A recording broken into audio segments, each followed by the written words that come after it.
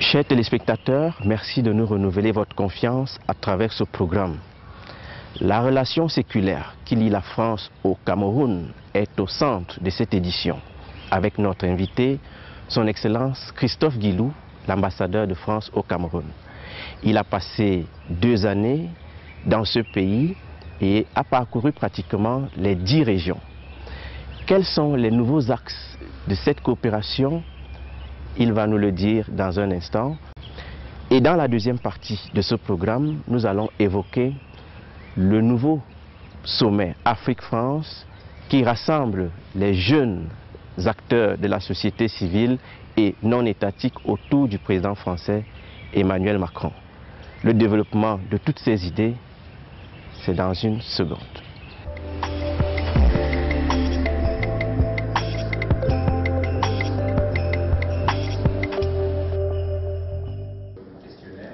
Strictement facultative, la campagne de vaccination contre la Covid-19 menée à la Maison de France fait courir l'ensemble du personnel, y compris leurs familles respectives.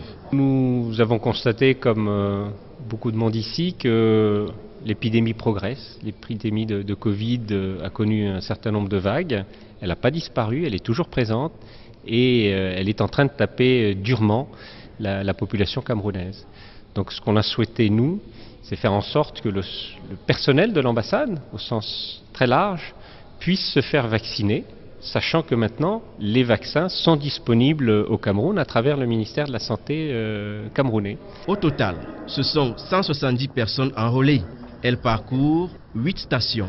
Après être enregistré, il faut quand même qu'on se rassure qu'il n'est pas testé positif, donc on lui fait passer les examens.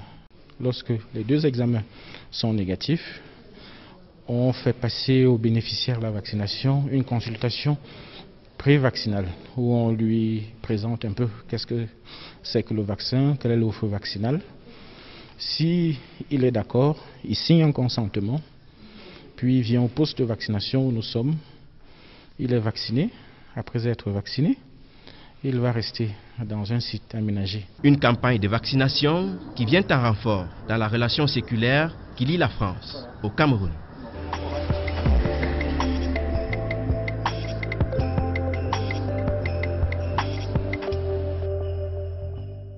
Invité de vitrine diplomatique, l'ambassadeur de France au Cameroun, son Excellence Christophe Guilou. Monsieur l'ambassadeur, bonjour et merci de répondre à notre invitation. Merci, bonjour et merci pour votre invitation. Avec vous, nous allons aborder 2 sujets majeurs. D'abord la coopération France-Cameroun, les nouveaux axes de coopération. Et ensuite le sommet Afrique-France, le tout premier d'ailleurs, sous la présidence du président français Emmanuel Macron, avec la jeunesse africaine. Bien, avant d'aborder ces sujets, monsieur l'ambassadeur, je voudrais rappeler à nos téléspectateurs que vous êtes au Cameroun depuis 2 ans. Vous avez présenté au président de la République vos lettres de créance, c'était le 24 septembre 2019. Vous avez donc eu le temps de parcourir le Cameroun. Comment vous trouvez ce pays qui vous accueille aujourd'hui? Alors, effectivement, je suis arrivé il y a 2 ans. Et ce que je peux dire, c'est qu'au cours de ces 2 années, j'ai eu la chance et l'occasion de parcourir le Cameroun du nord au sud, d'est en ouest. Je me suis rendu dans quasiment toutes les régions. J'ai visité quasiment toutes les capitales régionales. Et ce qui me fascine, c'est à la fois la jeunesse de ce pays et puis sa diversité humaine, ses traditions, son histoire, son patrimoine. Et je dois vous avouer qu'à chacun de mes déplacements, je suis vraiment émerveillé par ce que je découvre et ce que j'apprends. Donc je suis vraiment très heureux de servir au développement des relations entre la France et le Cameroun ici à Yaoundé et dans l'étendue de tout son territoire. Parlant de patrimoine, nous parlons un peu du patrimoine culturel, de ce que vous avez découvert des mets camerounais pendant votre passage dans les différentes régions. Alors effectivement, oui, j'ai la chance, le privilège quand je me déplace d'être très chaleureusement accueilli grâce à l'hospitalité légendaire des Camerounais. Et parmi ça, la découverte de la cuisine camerounaise qui est très riche. Donc effectivement, il y a beaucoup de plats. Vous avez et pour moi, c'est un critère de mesure ou d'appréciation de la qualité d'un peuple, d'une population. C'est la richesse et la diversité de sa cuisine. Donc il y a des plats que je découvre. Il y a des ingrédients qui ne sont pas vraiment naturels, comme le serpent, le crocodile et bien d'autres. Mais bon, il faut s'habituer. Et j'avoue que j'aime beaucoup découvrir tout cela avec beaucoup d'enthousiasme. Et puis effectivement, ça change vraiment de région en région. Ça fait vraiment plaisir de l'apprendre, monsieur l'ambassadeur, sortant de votre bouche même. Excellence, nous allons aborder cette fois les questions de coopération. Le Cameroun et la France entretiennent des relations historiques très longues. Aujourd'hui, qu'est-ce qu'on peut considérer aujourd'hui comme les nouveaux axes de définition de cette coopération qui lie les deux pays? Alors, il faut savoir qu'effectivement, la relation entre nos deux pays est séculaire. Et en dépit de l'indépendance du Cameroun, il y a plus de 60 ans, ces liens s'enrichissent de jour en jour, de mois en mois. Et donc nous avons une coopération très riche, très dense, et je dirais même dans tous les domaines de coopération. Tous les domaines de coopération. Quels sont-ils aujourd'hui? Je vais les résumer en deux axes forts. Le premier axe serait contribuer au développement du Cameroun par le développement de ses infrastructures. Les infrastructures pour le pays, ce sont les axes de communication, ce sont les routes, c'est tout ce qui produit l'énergie nécessaire au développement, l'électricité notamment. C'est ce qui contribue également à l'amélioration de la vie des urbains, des gens qui habitent dans les villes. Et nous avons des programmes très ambitieux à Maroua, Garoua, Bertoua, Yaoundé, Douala, Bafoussam et demain Mamenda. Donc, sur l'assainissement, sur l'éclairage urbain, sur l'adduction d'eau. Premier axe. Deuxième axe, c'est tout ce qui contribue à améliorer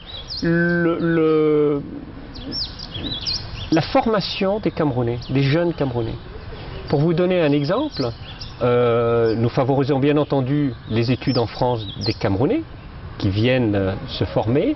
Nous avons augmenté entre 2016 et 2019, les années avant la Covid, avec la Covid ça a été un peu plus compliqué, nous avons augmenté de 65% le nombre de visas octroyés à des jeunes Camerounais et Camerounaises qui venaient faire des études en France. Tout ça pour vous dire que nous améliorons aussi à la fois la formation en France des Camerounais et des Camerounaises, la formation au Cameroun des Camerounais et des Camerounaises, en contribuant aux établissements d'enseignement secondaire, supérieur, et bien entendu, nous travaillons aussi avec les Camerounais et le gouvernement pour améliorer la technicité dans les différents domaines. Nous contribuons par exemple à former les cadres camerounais à tous les enjeux de décentralisation. C'est de la formation continue. Mais nous sommes là aussi dans d'autres domaines. Donc grosso modo, les axes de coopération, c'est le développement du pays, économique, infrastructure, développement urbain, mais également le capital humain en améliorant la formation des Camerounais et des Camerounaises. Je voudrais insister sur ce développement du capital humain qui intéresse sans doute la jeunesse camerounaise. Quels sont les secteurs sur lesquels on peut dire que les Camerounais sont privilégiés dans le cadre de leurs études en France? Alors, ce qu'on essaye de faire, c'est pas faire comme on dit en anglais, du brain drain, c'est-à-dire attirer les meilleurs Camerounais en France et les retenir en France. Et c'est un vrai défi, parce qu'on sait que vous avez des vrais besoins ici au Cameroun. Donc ce qu'on veut faire, ce qu'on continue à faire, c'est les accueillir dans les établissements d'enseignement supérieur en France. Tous les domaines? Dans tous les domaines. Dans le domaine commercial, dans le domaine scientifique, les ingénieurs, en médecine, etc. Et puis, en parallèle, développer au Cameroun les enseignements, les institutions qui servent également à former les Camerounais et les Camerounaises dans les universités, dans les prépas, dans les écoles. Parce qu'on a bien conscience qu'on n'aura pas les moyens, ni vous ni nous, d'envoyer tous les Camerounais se faire former. Tout à fait. Aujourd'hui, on est tous dans une compétition internationale pour la formation. C'est un un enjeu de développement. Ce qu'on veut, par notre coopération, c'est contribuer au renforcement et la qualité de la formation dispensée au Cameroun dans tous les domaines. Et les préalables, c'est lesquels? Il faut qu'on travaille ensemble et c'est un travail de très longue haleine, mais nous avons de très bonnes coopérations, très bons accords avec différentes universités. Je pense, j'étais il y a quelques semaines à Chang, vous avez d'excellentes facultés scientifiques à Chang. Donc ce qu'on veut aussi, c'est contribuer aux échanges entre professeurs, la codiplomation, avoir des diplômes qui sont valables à la fois ici et en France. Nous travaillons bien entendu avec des universités ici à Yaoundé, à Ngaoundéré, à Garoua, à Douala.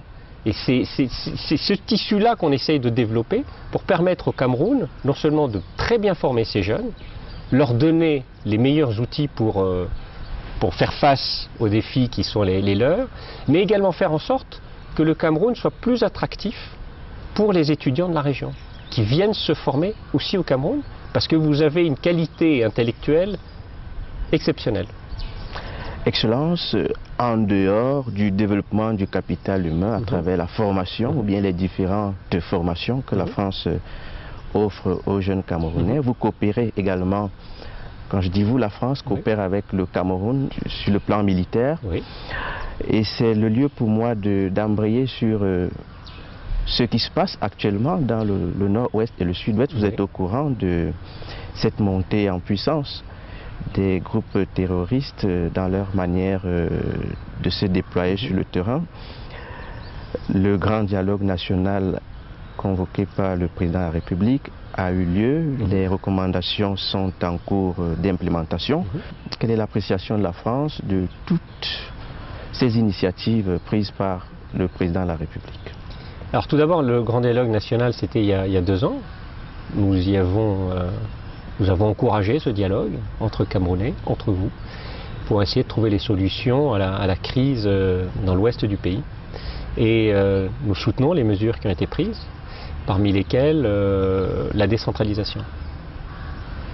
Le grand dialogue a eu lieu, la législation a été adoptée par l'Assemblée nationale, et puis vous êtes dans ce processus, il y a eu des élections locales qui ont permis de nouvelles instances, davantage d'autonomie pour les collectivités locales, et nous soutenons ce mouvement. Tout à l'heure, je vous disais qu'en matière de formation, nous aussi, nous apportons notre contribution pour vous permettre de défricher un peu le terrain et comprendre aux nouveaux acteurs locaux les défis auxquels ils doivent faire face en matière de décentralisation. Parce que c'est une conception qui est très différente. C'est un autre point de vue que celui que vous avez eu pendant des années dans un État qui était quand même assez centralisé.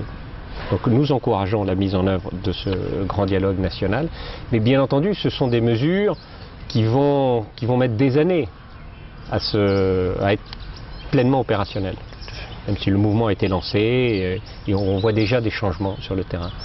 Néanmoins, c'est pas ça qui va régler la situation aujourd'hui dans le nord-ouest et le sud-ouest. Et ce que je voudrais aussi dire, c'est présenter toutes mes condoléances pour les forces de l'ordre, les forces de défense et de sécurité qui ont subi de très lourdes pertes ces derniers jours. Des pertes, moi ça fait 2 ans que je suis là, j'ai jamais vu autant de violence contre les forces de défense et de sécurité.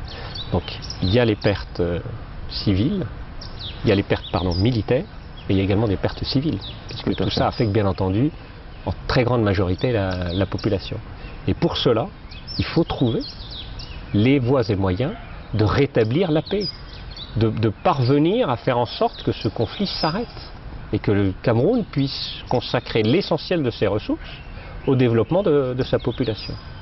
Parlant des ressources, la France a promis 40 milliards dans le cadre de la reconstruction de ces 2 régions. Où en est la France dans cette initiative à présent? Alors, nous sommes toujours là-dessus. C'est un engagement qui avait été annoncé par le ministre de l'Europe et des Affaires étrangères, Jean-Yves Le Drian, qui était venu passer 3 jours au Cameroun.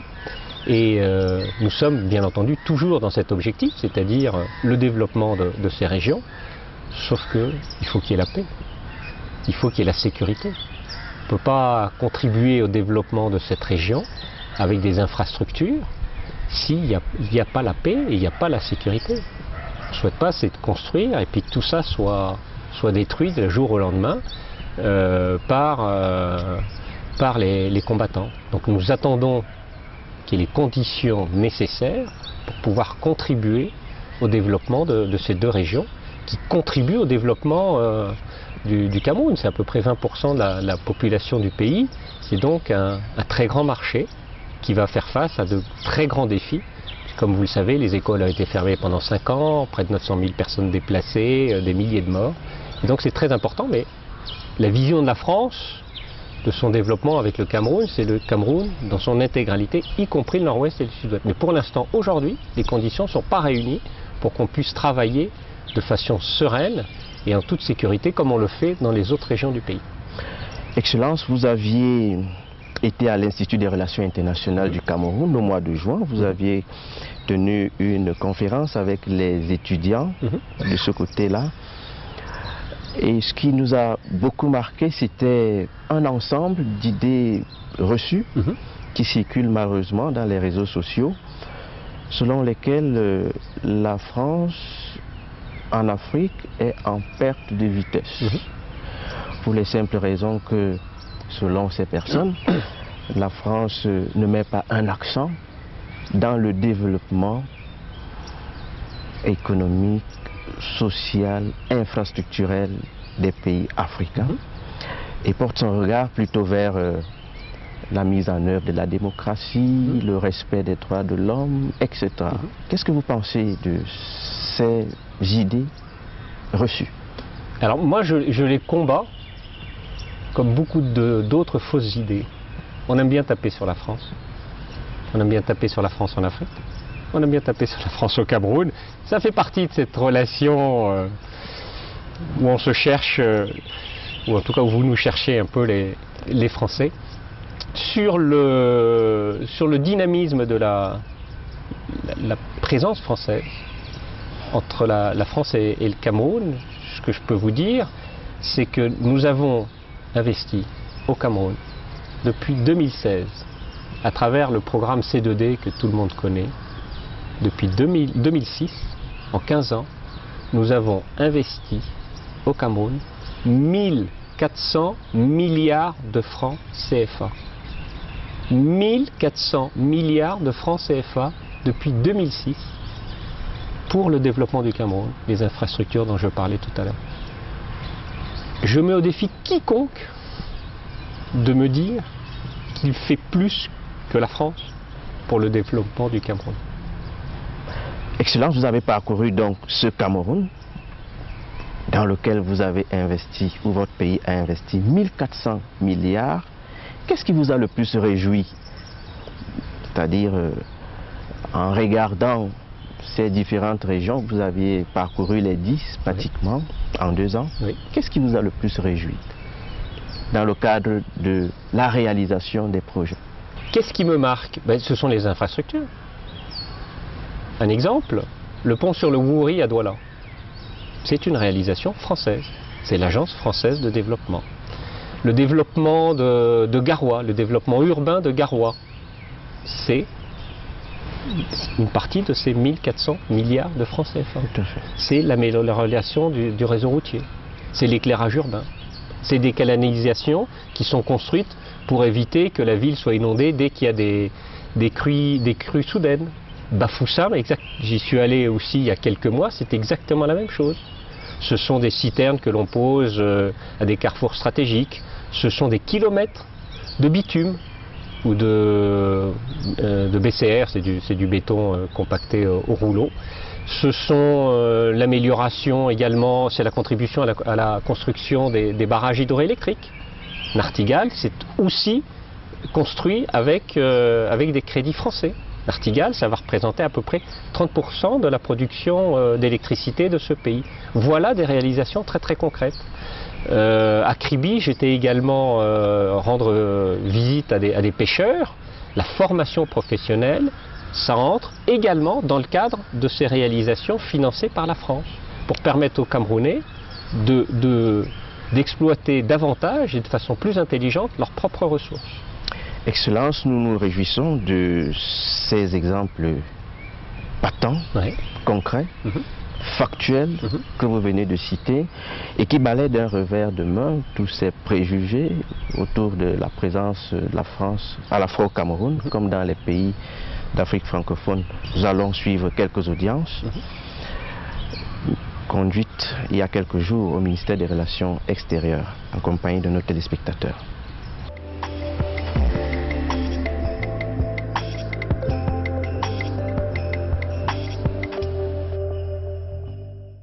Deux toasts ont ponctué le dîner d'État offert en l'honneur de Marco Romiti, l'ambassadeur d'Italie en fin de séjour au Cameroun. Celui de Félix Mbayou, le ministre délégué auprès du ministre des Relations extérieures chargé de la coopération avec le Commonwealth, soulignait la précieuse contribution du plénipotentiaire italien au raffermissement des liens d'amitié et de coopération entre les deux pays depuis bientôt 4 ans. Marco Romiti, pour sa part, a relevé le rôle déterminant des présidents Sergio Mattarella d'Italie et Paul Biya du Cameroun dans la consolidation des liens diplomatiques entre les deux pays. Je voudrais vraiment remercier le chef de l'État pour cette attention et pour cette, on peut dire, volonté de continuer à œuvrer ensemble avec mon pays pour le bien de deux pays, dans la coopération, pour l'approfondir, pour l'enrichir. Comme vous le savez, il y a eu des visites d'État importantes de nos deux présidents qui ont créé vraiment un cadre formidable pour renforcer et pour approfondir des relations qui sont excellentes. La remise de la médaille de grand officier de l'Ordre national de la valeur, suivie d'un cadeau symbolique au diplomate italien, constituait l'acte final de cette cérémonie à laquelle prenaient part quelques membres du gouvernement.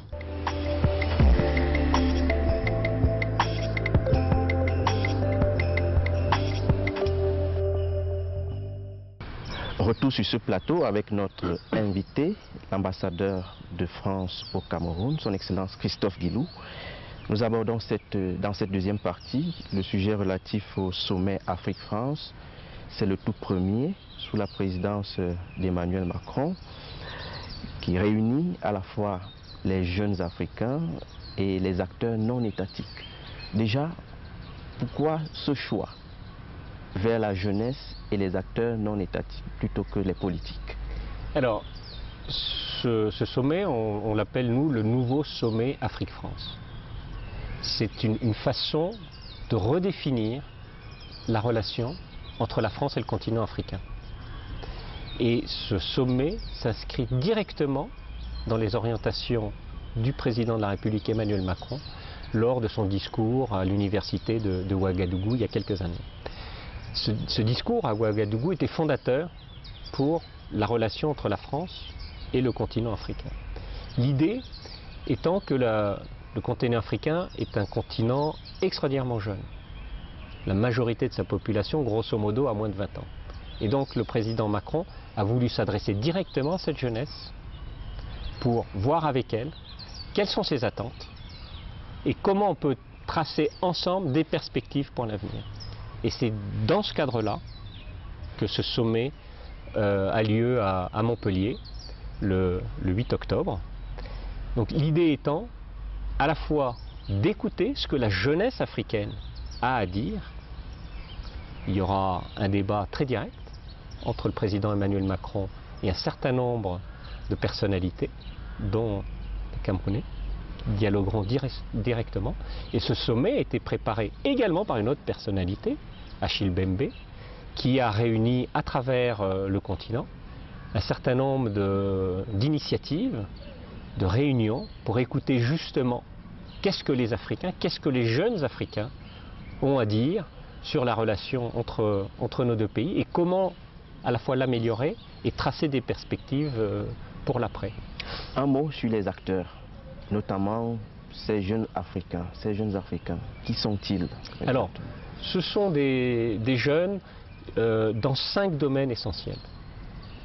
Premier domaine, c'est tout ce qui touche à l'enseignement supérieur et à la recherche. Premier domaine. Le deuxième domaine, c'est tout ce qui touche à l'entrepreneuriat et à l'innovation. Troisième domaine, c'est tout ce qui touche à la culture. Quatrième domaine, à la citoyenneté et à la démocratie. et le 5e domaine au sport.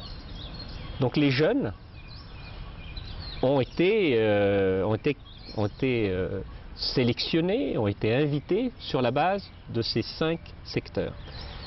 Nous avons, nous, ici, à l'ambassade, identifié un certain nombre de jeunes Camerounais, d'associations, sociétés civiles, et nous les avons invités à venir au sommet, justement participer, présenter ce qu'ils font au Cameroun, pour qu'il y ait également un échange entre jeunes Africains. Ce n'est pas un sommet uniquement entre la France et un certain nombre de pays, c'est également une façon pour la jeunesse africaine d'échanger et de partager leurs propres expériences. Ce que je peux vous dire, c'est que la délégation camerounaise est la plus nombreuse. Elle est surreprésentée par rapport au poids démographique du Cameroun dans l'ensemble africain. Et c'est un motif de fierté pour nous, mais c'est également un motif, ça doit être un motif de fierté pour le Cameroun. Ça montre l'extraordinaire dynamisme de la jeunesse camerounaise au Cameroun et bien entendu en Afrique en général. Excellence Christophe Guilou, quel est votre mot de fin? Ce que je peux vous dire, c'est que je suis très heureux d'être au Cameroun. Je suis là depuis 2 ans, comme vous l'avez rappelé tout à l'heure, et je suis au service du renforcement de la relation entre nos 2 pays. J'entends beaucoup de choses, je lis beaucoup de choses, des vraies, des choses qui ne sont pas toujours vraies. À corriger. À corriger, comme c'était le cas tout à l'heure, vous avez redressé beaucoup de réalités. Exactement, et donc je suis très content de participer au rétablissement des faits. Ensuite, chacun pourra juger, mais les faits, ils sont objectifs, et donc il faut également faire très attention à ce qu'on lit sur les réseaux sociaux. Beaucoup de fausses informations, et donc je suis très content de cette invitation. Et ce que je voudrais dire également, c'est que ma tâche, et je suis dans un pays très exigeant. Vous êtes exigeant à l'égard de vous-même, vous êtes exigeant à l'égard de la France. Et ce que je veux, et c'est ce que je fais depuis que je suis ici, c'est de faire en sorte que la France soit à la hauteur des exigences des Camerounais à notre égard. Et pour cela, je trouve que ma mission dans ce pays est extraordinairement exaltante. Excellence Christophe Guilou, merci d'avoir répondu aux questions de la CRTV. Merci pour votre invitation. Chers téléspectateurs, merci d'avoir regardé ce programme. Retrouvons-nous dans 2 semaines. Au revoir.